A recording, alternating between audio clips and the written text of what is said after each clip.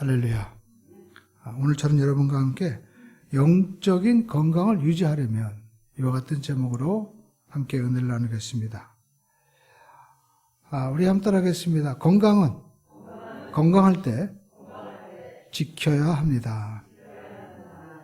그렇습니다. 여러분, 영적인 건강도 우리가 잘 지켜야만 됩니다. 이번 오순절 세계대회에서 제가 인상 깊었던 것은 한기채 목사님이라고 성결교 총회장을 역임하셨던 분인데, 이제 각 분과별로 이렇게 세미나를 하는데, 저는 외국 목사님이 아니라 우리 목사님은 한국 목사님 어떻게 보시나. 그래서 그 강의를 이렇게 듣는데, 세계 인구 통계에 대해서 말씀하시는 거예요. 우리가 이런 코로나로 인해서 또 이 급변하는 이런 21세기의 디지털 시대에 많은 기독교 인구가 지금 감소하는 걸로 우리는 뉴스를 통해서 이렇게 듣고 있는데, 전 세계적으로 보면 오히려 기독교 인구는 크게 지금 늘었다는 겁니다.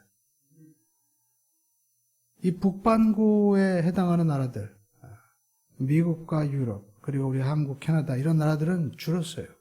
그러나 지금 남반구에 해당하는 인도, 그다음에 또 이런 아프리카, 또 심지어 중국, 이런 남반구에 해당하는 지역들은요, 그 지역이 이슬람권이건 어떤 지역이든지 간에 기독교 인구는 굉장히 지금 늘고 있다라는 것입니다.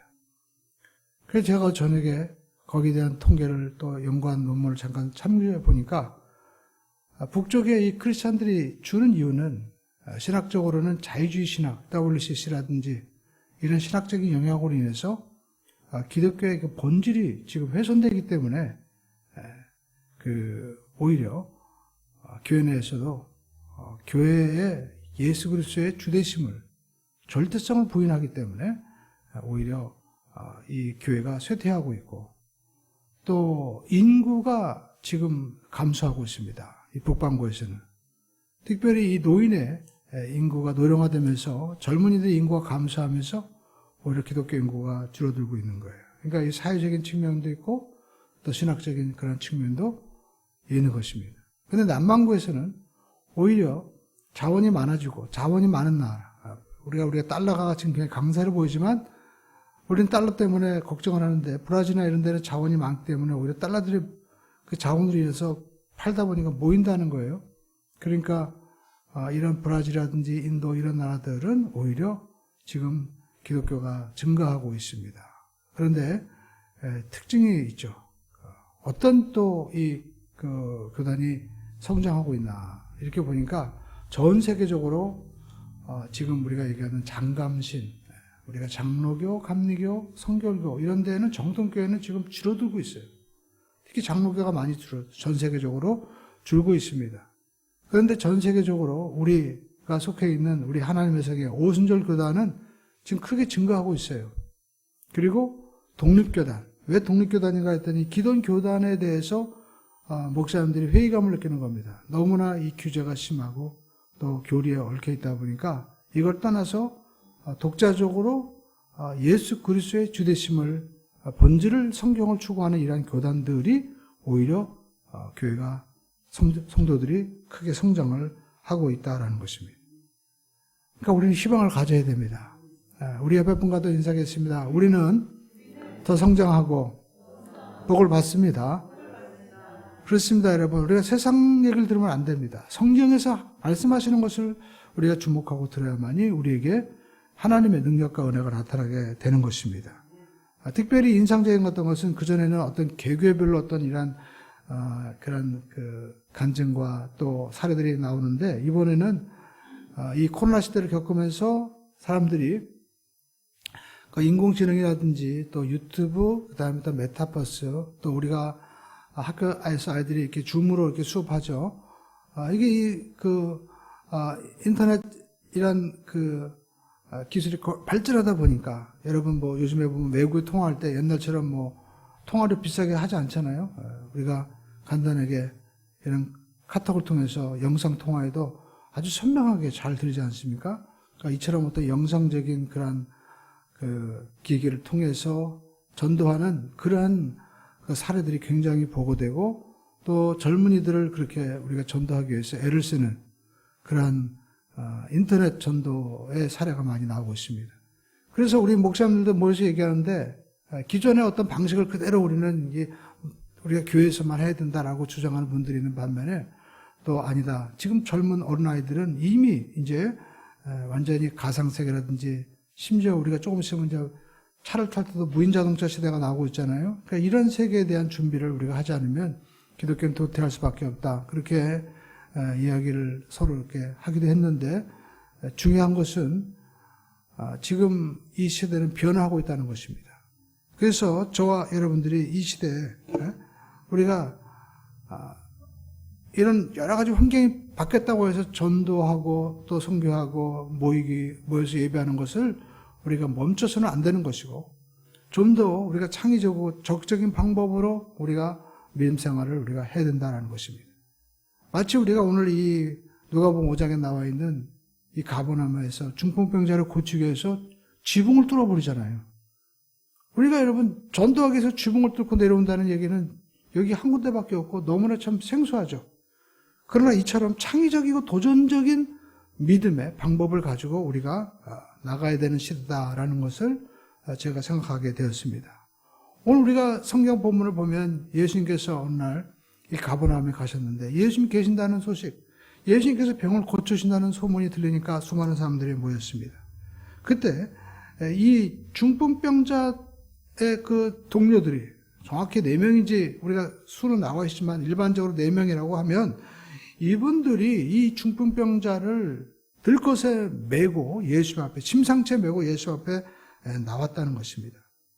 그러니까 우리가 사람을 살리고자 하는 마음에 정말 마음을 모으면 사랑하는 곳에 하나가 되는 역사가 일어나게 되는 거죠. 오늘 여러분 우리가 가정 어떤 단체든지 교회든지 우리가 살리고자 하는 이런 마음이 있으면 하나가 되는 것입니다. 영혼을 살리고자 하는 이런 마음을 가지고 그들이 이제 오는 거예요.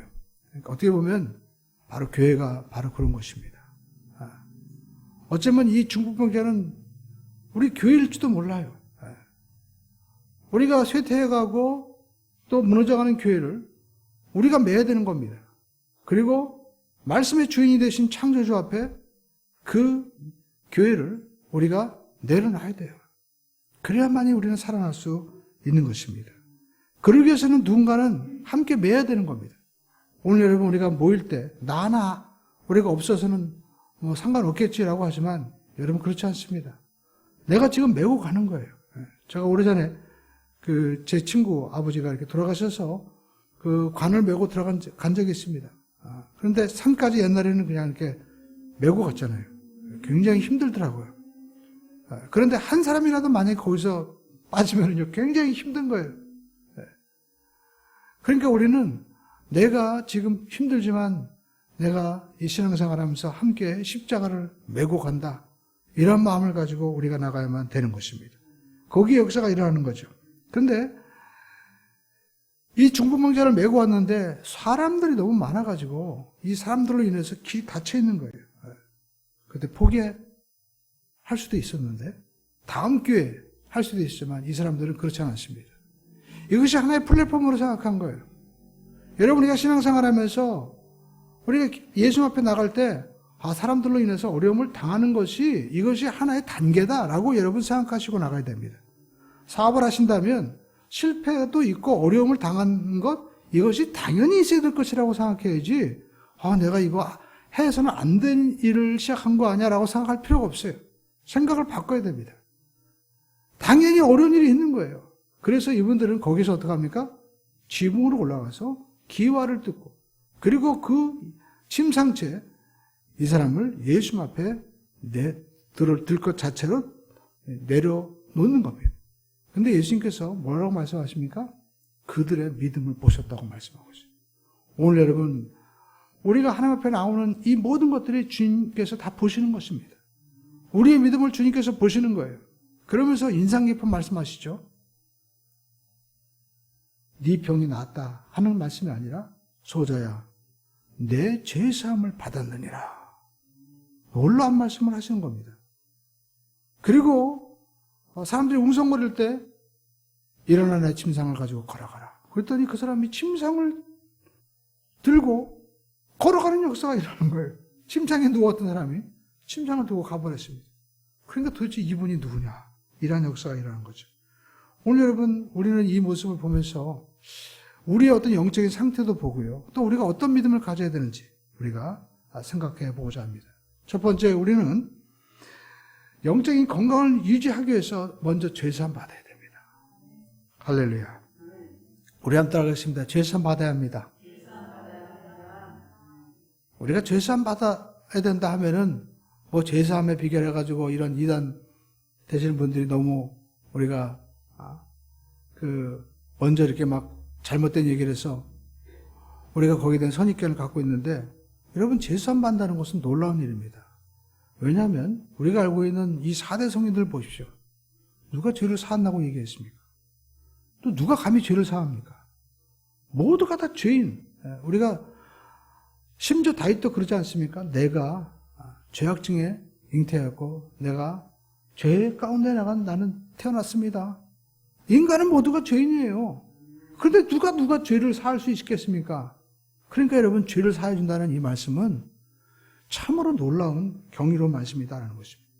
그리고 오늘 이 예수님이 우리의 모든 죄를 사해 줄 수 있는 바로 창조주다라는 것을 우리는 성경에서 발견하게 되는 것입니다. 우리는 신앙생활하면서 내가 병 고침받는 것이 신앙생활이라고 생각합니다.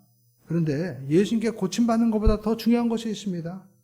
참된 신앙은 내가 원하는 것을 이루는 것이 아니라 하나님이 나에게 이루시고자 하는 하나님의 뜻이 내 삶 가운데 이루어지게 되는 거예요. 그렇기 때문에 예수님께서도 하늘의 뜻이 하늘에서 이루어진 것이 아버지 뜻이 하늘에서 이루어진 것처럼 땅에서도 이루어지리다, 이렇게 기도하라고 우리에게 말씀을 하고 있는 것입니다. 그러니까 이 중풍병자의 근본적인 원인은 중풍병 자체에 있는 것이 아니라 죄의 문제에 있던 것입니다. 그가 하나님 앞에 마땅히 말씀대로 살아야 될 것을 살지 못한 거예요. 죄라는 말은 하말티아, 그 말인데 이게 무슨 뜻이냐면 쉽게 가지고 옛날에는 화살로 쏴가지고 화살이 벗어나는 건데 지금으로 말하면 총을 쐈는데 총알이 관역에서 벗어난 거예요. 그러니까 하나님이 우리에게 원하시는 그 기준이 있습니다. 그 말씀이 있는데 그 말씀대로 살아가지 않는 거예요. 그게 바로 죄다라고 말씀하는 거예요. 쉽게 가지고 여러분, 죄가 뭐냐면 탱크가 있는데 탱크가 포를 쏴도 여러분 뭐 총탄 소총 쏜 것처럼 나가지 않으면 이게 탱크입니까? 탱크가 아니죠. 마찬가지로 여러분, 우리가 하나님은 우리 인간에게 땅을 정복하고 다스리고 하나님이 우리에게 모든 것들을 관리할 수 있는 놀라운 하나님의 대리자의 귀한 사명과 은혜를 주셨는데 우리가 하나님과 같이 되고자 하는 하나님의 뜻을 벗어난 그런 삶을 산 겁니다. 그게 바로 욕심이고 죄죠. 그래서 그 죄로 인해서 결국 사망에 이르게 되고 사망에 이르는 증상이 바로 병이고 또 삶의 고통인 것입니다. 이 고통과 질병 가운데 우리는 서서히 죽어가고 몸도 죽고 다 영혼도 죽어가는 것이죠. 그런데 오늘 성경에 보니까 오늘 예수님께서 소자야 내 죄의 사함을 받았느니라 할 때 사람들이 수군거립니다. 아니 저가 누구건데 죄를 사해 줄 수 있냐? 그랬더니 예수님께서 인자가 땅에서 죄 사함의 권세가 있는 것을 보이겠다라고 말씀합니다. 여러분, 우리는 인자 그러니까 글자 그대로 사람인 아들자, 사람의 아들이라고 생각하는데 여러분, 그것은 정말 너무나 초등학교적인 생각입니다. 왜냐하면 예수님께서 인자라고 할 때 이 말씀은 다니엘서의 이 말씀을 예수님께서 지금 하는 거예요. 그러니까 우리가 홍길동 그러면 벌써 우리가 조선시대 때 서자 모든 이런 차별 이런 것들이 쭉 떠오르는 것처럼 유대인들에게 인자 그러면 벌써 다니엘서에 나오는 그 7장에 그 하늘 영원하신 보좌 앞에 그 나가시는 구름을 타고 오신 모든 열방이 그에게 절하는 바로 창조주고 구원자임을 그들은 딱 깨달은 겁니다. 그러면서 예수님께서 내가 인자라는 거예요. 그러면서 내가 땅에서 죄사함에 있는 권세를 내가 보여주겠다라고 말씀합니다. 그러면서 그들에게 얘기하죠. 일어나 걸어라 하는 말과 이 중풍병자에게 죄사함을 받았다 하는 말, 어느 게 쉽겠느냐. 죄사함 받았다고 얘기할 때 죄가 사해졌는지 안 사해졌는지 어떻게 합니까? 그런데 여러분, 죽어가는 사람에게 우리가 응급실에 가서 산소호흡기 끼고 이제 얼마 있으면 생명이 끊을지 모르는 사람한테 가가지고 일어나라, 걸어라. 누가 할 수 있는 소리입니까? 창조주 외에는 할 수 없는 거죠. 근데 예수님께서 일어나 걸어라 하니까 이 사람이 일어나 걸은 거예요. 그러니까 그 자리에 있던 사람들이 완전히 기겁을 한 겁니다. 도대체 이분이 누구냐? 바로 예수님은 내가 하나님이시고 구원자라는 것을 우리에게 보여주신 것이죠. 여러분, 우리는 예수님을 통해서 죄사함을 받을 수 있고 죄사함을 받을 때 육신의 질병까지 다 고침받는 역사가 일어나는 겁니다. 제가 이 본문을 통해서 정말 중풍병에서 고침받은 사람이 있나 해가지고 이 교회 간증을 찾아보니까 이 부천수보원께 한 집사님의 간증이 있더라고요. 이분은 진짜 중풍병에 걸려가지고 뇌졸중으로 인해가지고 이제 반신물수가 됐어요. 그런데 자기가 병원에서도 이제 고침받을 수 없다고 하니까 하나님 앞에 매달린 겁니다. 그래서 하나님 앞에 하나님 나를 고쳐주세요 하면서 어떻게 내가 고침받을 수 있을까?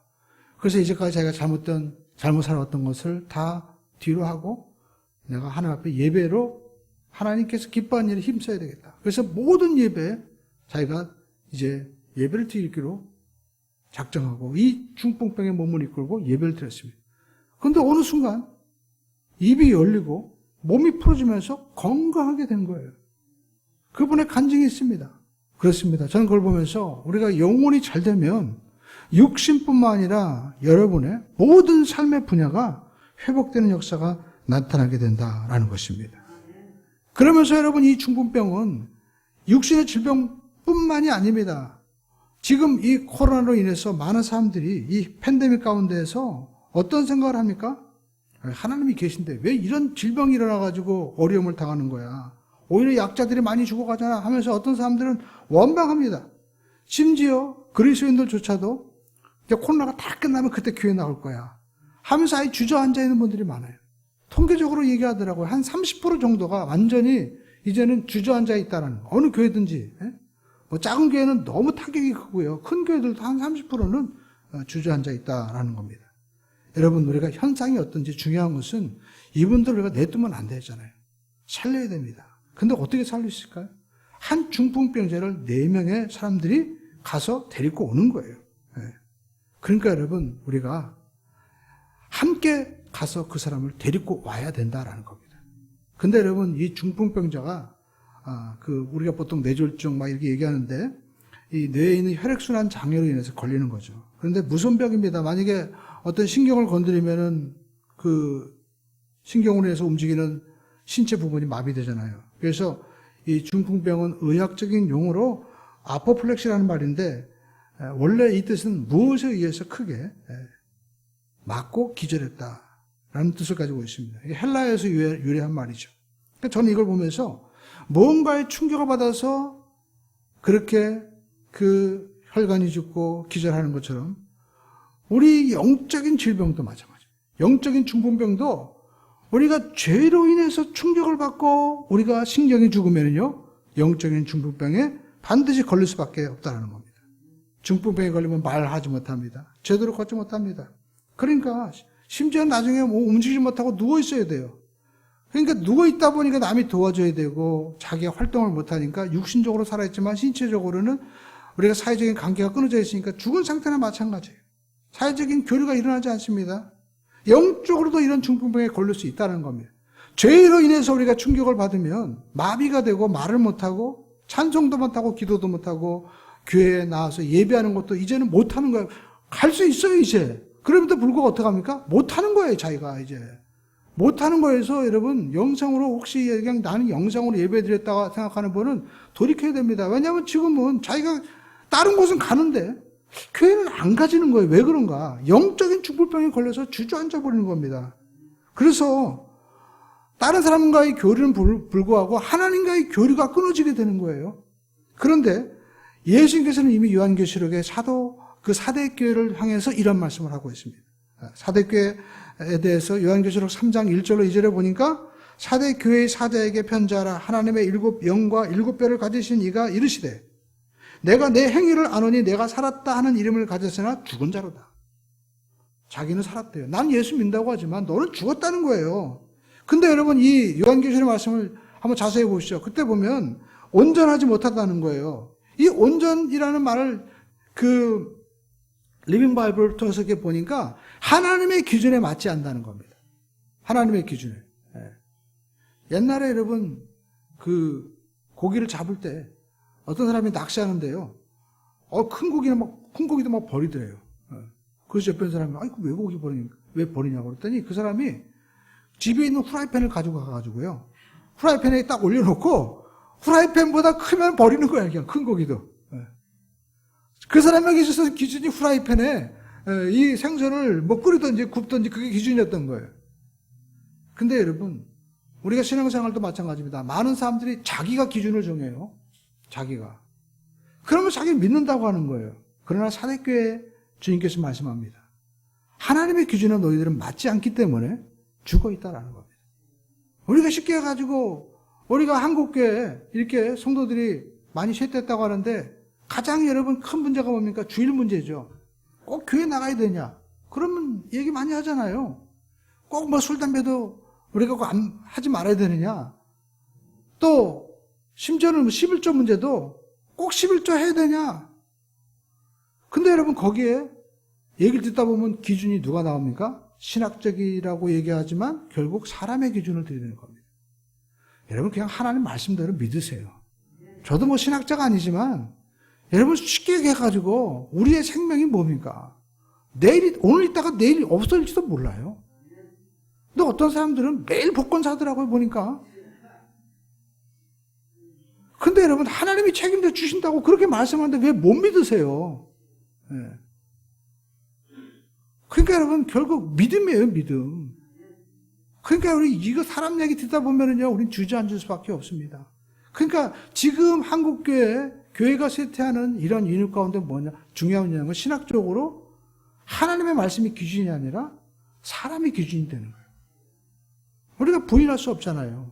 그러니까 우리는 점점 나는 편할지 모르지만 내 기준에 좋을지 모르지만 결국 죽어가고 있다는 겁니다. 제일 중요한 것은 누가 뭐라고 하는 거 상관이 없어요. 예수 말씀하잖아요. 네 행위가 지금 온전하지 못하는 거예요. 그러면서 너의 이 옷이 더럽혀졌다는 거예요. 이 옷이라는 것이 여러분 교회 올 때 우리가 정장하고 오라는 게 아닙니다. 옷이라는 것은 우리가 쉽게 가지고 성령의 열매라고 보면 돼요. 우리가 예수 믿고 성령의 세례를 받고 성령의 충만을 받으면 나도 모르게 사랑하는 마음이 생기고요. 그리고 내 마음 가운데 내가 이제까지 없었던, 그러니까 다윗이 얘기하죠. 다윗이 시편 51편에 보니까 하나님 내 속에 정한 영을 창조해 주시옵소서. 하나님이 창조시켜요. 사랑하는 마음도 주고, 그리고 자비의 양성과 충성과 온유와 절제의 마음을 하나님이 어떻게 해요? 그냥 창조시켜 주시는 거예요. 근데 그것이 우리 인간의 행위로 말미암아 더럽혀졌다는 거예요. 미움과 시기와 분노와 마치 사단이 아담에게 와서 유혹하는 것처럼 욕심을 집어다줌으로 말미암아 우리의 영이 병들어서 그 흰옷이 더럽혀졌다는 거예요. 근데 여러분 이 중풍병은요, 우리가 뭐 상식으로 알다시피 평소에 우리가 세심한 건강 검진과 그리고 운동을 통해서 예방할 수 있다는 겁니다. 마찬가지로 여러분 영적인 이 건강도 늘 우리가 하나님의 말씀을 통해서 점검하고 잘못된 부분을 우리가 회개하고 나가면 얼마든지 건강하게 신앙생활할 수 있다는 겁니다. 사도 바울은 디모데 전서 4장 7절 8절에 이와 같이 말씀하고 있습니다. 디모데야, 너는 망령되고 허탄한 신화를 버리고 경건을 이루도록 내 자신을 연단하라. 육체의 연단은 약간의 유익이 있지만 경건은 범사에 유익하니 금생과 내생에 약속이 있느니라. 할렐루야. 그러므로 저와 여러분들이 망령되고 허탄한 신화가 뭡니까? 지금도 여러분 우리가 요즘에는 유튜브를 통해서 또 TV를 통해서도 수많은 이 허탄한 이야기들이 얼마나 많이 있습니까? 거기에 기회를 기울이지 말고 우리는 어떻게 해요? 경건에 이르도록 자신을 연단하라는 거예요. 늘 우리가 하나님의 말씀을 통해서 또 우리가 신앙생활을 우리가 통해서 하나님의 말씀을 연단해야 된다는 것입니다. 여러분, 그래서 저도 뭐 큰 교회는 아니지만 유튜브를 통해서 오늘의 양식 또 모든 이 말씀을 이렇게 영상을 올리면서 하잖아요. 그러니까 우리는 마음만 먹으면 지금 얼마든지 내가 말씀을 배울 수 있습니다. 잠언서 말씀도 우리가 철야 예배 때 또 수예배 때도 우리가 사무엘 이제 하 말씀이 다 끝나고 그렇죠? 그러니까 우리는 이 말씀을 또 오늘의 양식을 통해서 365일 늘 우리가 말씀을 지금 들을 수 있어요. 예.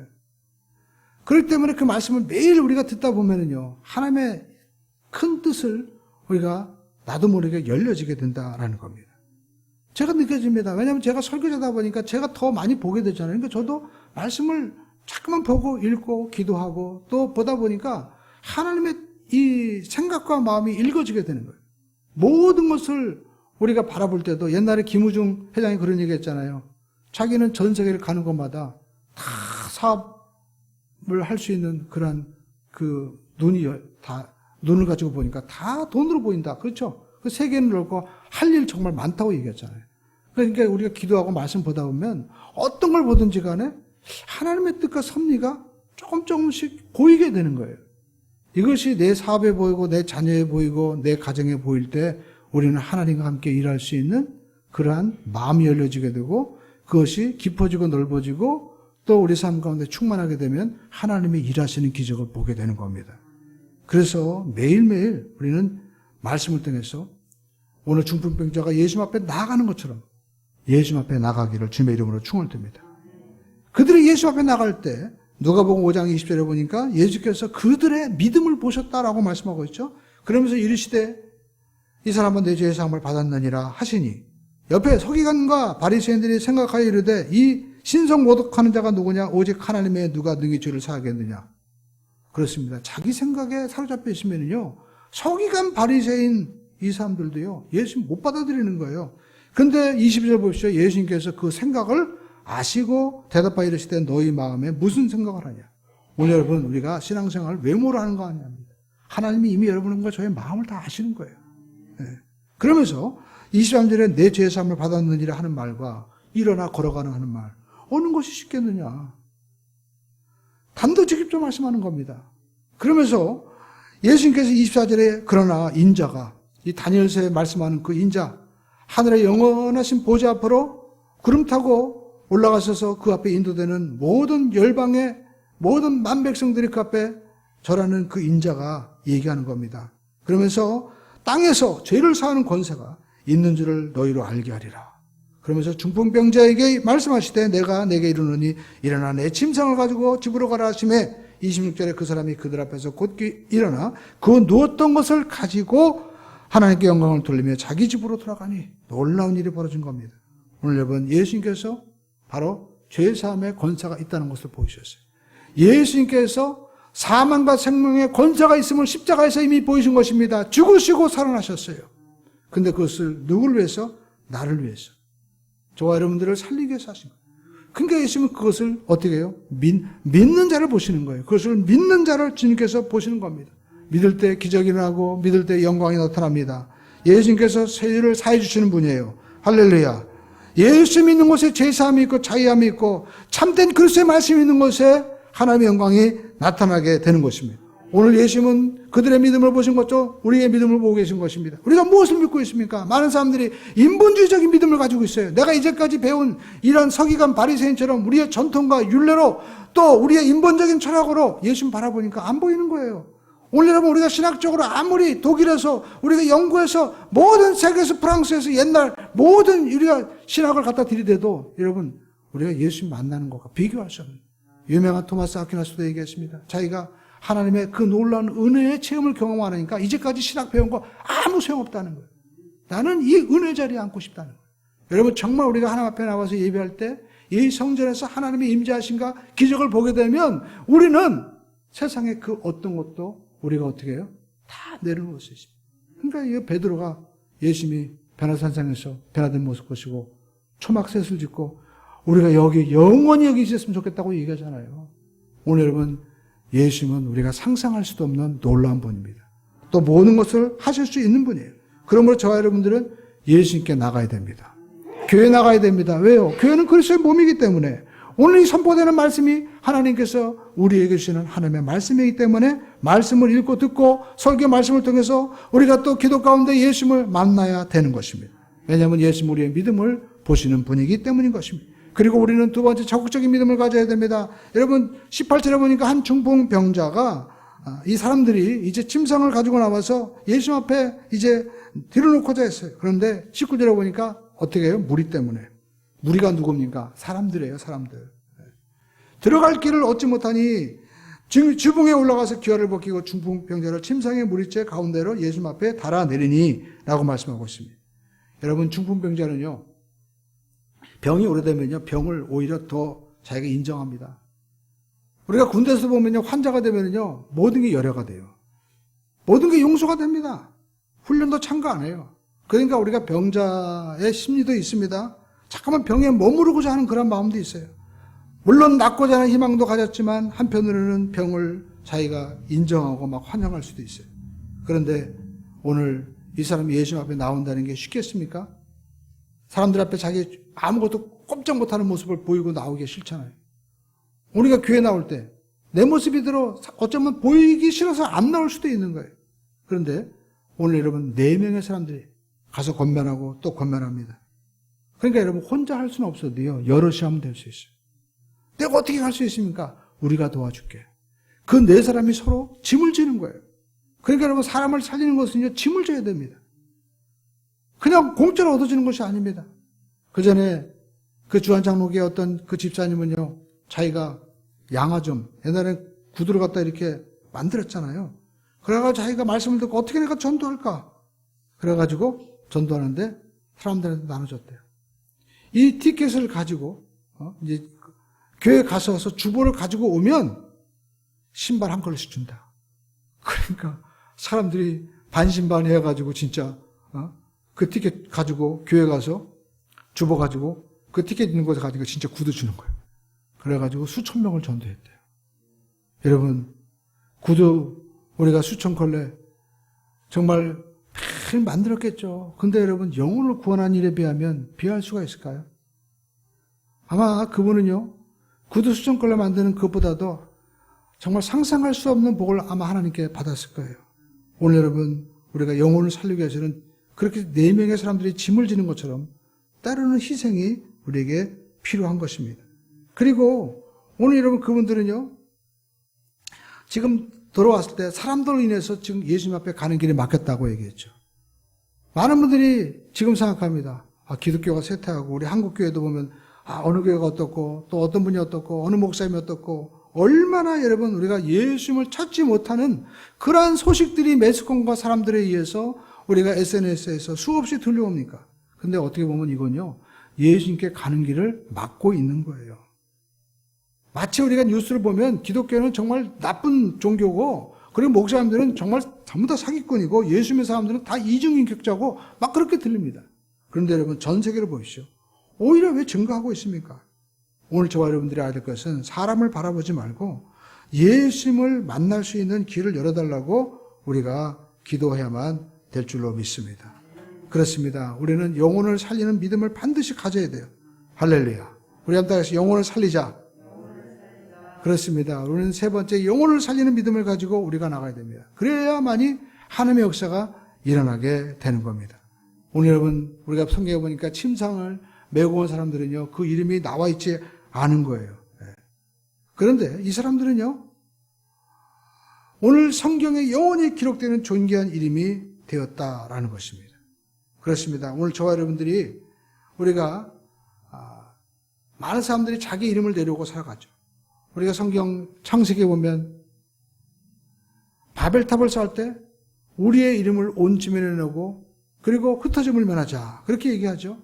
그러니까 사람들은요, 뭔가 자기 이름을 내고 싶어요. 그러나 세상에 이름 내는 건요, 잠시 잠깐인 거. 마치 모래사장에 우리가 이름을 쓰면 바닷물이 휩싸여서 순식간에 다 사라지고 마는 것처럼, 여러분 과거에 유명했던, 전직 여러분 총리가 누군지 아십니까? 다 잊혀져 가고 있습니다. 얼마 전에 보니까 정정 회장의 책이 새로 나왔더라고요. 왜 그런가 했더니 지금 젊은 세대들은 정정이라는 이름도 모른다는 거예요. 그 정말 세계 경제학자들도 인정한 분 아닙니까? 한국 경제 이런 사람들이 있기 때문에 한국은 앞으로 세계에서 최고의 그런 나라가 될 것이다. 이미 사람들은 그것도 저명한 학자들이 예견했습니다. 또 그렇게 되어가고 있죠. 근데 사람들은요, 잊혀져 가고 있는 거예요. 그 유명한 사람들. 그렇습니다. 성경은 우리에게 말씀하고 있습니다. 세상의 이름은 잠깐 없어지지만 오늘 다니엘서 12장 3절에 보니까 지혜 있는 자는 궁창의 빛과 같이 빛날 것이요 많은 사람을 옳은 대로 돌아오게 하는 자는 별과 같이 영원토록 빛나리라. 오늘 이 중풍기라는 이름이 없지만 이 하나님의 생명력에 영원히 기록되어 있다는 것입니다. 그리고 예수님께서 이분에게 말씀합니다. 내 침상을 가지고 가라 라고 말씀합니다. 여러분, 어떤 의미에서 왜 침상을 가지고 가라 라고 했을까요? 그것은 우리 모두가 침상을 가지고 다닌다는 거예요. 사람들 만나보시죠. 육체적인 정신적인 상처를 다 가지고 있고 조금 얘기하다 보면 그 상처를 계속해서 이야기를 하는 거예요. 마치 전혀 새로운 이야기처럼 내가 옛날에 어디서 태어났고 내가 또 어디서 뭐 했고 내가 옛날에 이런 어려운 일을 당했어. 그것을 수없이 반복하고 또 반복하는 거예요. 그렇습니다. 우리가 이 과거의 침상에서 벗어나야 되는 거예요. 왜 그런 얘기 할까요? 자기를 합리화시키는 것입니다. 왜냐하면 그 속에 누워있는 게 편한 거예요. 내가 옛날에 누워있던 그 침상이 편한 겁니다. 심지어 우리가 믿음을 가지면서도 우리가 진정한 복음의 삶, 자유의 삶을 살지 못하고 자꾸만 옛날로 돌아가가지고 옛날에 내가 삽하다 어려웠는데 내가 좋았는데 우리 집에 옛날에 송아지가 있었고 우리 집에 옛날에 종이 있었어. 우리 집에 옛날에 땅이 맨마지기가 있었어 하면서 수없이 옛날 얘기에 우리가 휩싸여 있는 거예요. 왜? 거기에 젖어 있는 거예요. 그 침상에서 우리가 자꾸만 들어가려고 하는 거예요. 그 침상에서 나와야 되는 겁니다. 아니, 그 침상을 들어서 가야만 되는 겁니다. 나는 병자였지만 예수 만나고 나는 자유로워졌습니다. 그 자유로움을 우리가 전할 때 역사가 일어나는 거지 침상에 들어가 버리면 안 되는 거예요. 오늘 저와 여러분들은 죄사함 받았습니다. 오늘 저와 여러분들은 예수 그리스도의 은혜로 말미암아 치료받았습니다. 오늘 저와 여러분들은 예수 그리스도의 저주받으심으로 말미암아 복을 받은 사람이에요. 그렇기 때문에 저와 여러분들은 이제 기도할 때 하나님 나의 죄를 용서해 주시고 새롭게 해주심으로 말미암아 놀라운 복을 누리게 해주시니 감사합니다. 지금 없어도 있는 것으로 고백하고 나갈 때 하나님이 역사하실 줄로 믿습니다. 여러분, 사업이 내가 중풍에 걸린 것처럼 주저한다 했지 할때도 주님이 일어나라고 하시잖아요. 일어나셔야 됩니다. 그리고 하나님께 영광을 돌려야 됩니다. 여러분, 몸이 아픕니까? 고침 받았습니다. 저가 채찍에 맞음으로 나음을 입었다고 말씀하셨으니까 우리는 건강한 하나님의 이 치료의 은혜를 간증하고 나갈 수 있어야만 되는 것입니다. 하나님께서 내 앞길 열어주십니다. 우리 집은 우리 엄마 아빠도 배운 것도 없고 또 우리 집은 내가 아무리도 출세할 수 있는 길이 없어. 우리 집은 흙수저야. 아니에요. 하나님이 하시면 되는 겁니다. 예수님께서는 예수님이 누구셨습니까? 예수님 목수였어요. 나사렛에서 무슨 선한 것이 나오겠느냐 했지만 그분이 하나님이셨습니다. 오늘 여러분의 삶이 아무리 힘들고 어려워도 여러분은 하나님의 자녀입니다. 하나님이 여러분을 놀라운 역사로 일으켜 세워줄 줄로 믿습니다. 그러므로 저와 여러분들이 오늘 침상을 들고 일어나 영광을 돌릴 수 있는 많은 사람들에게 그리스도를 나타낼 수 있는 복음의 증인 되기를 주님의 이름으로 축원을 드립니다.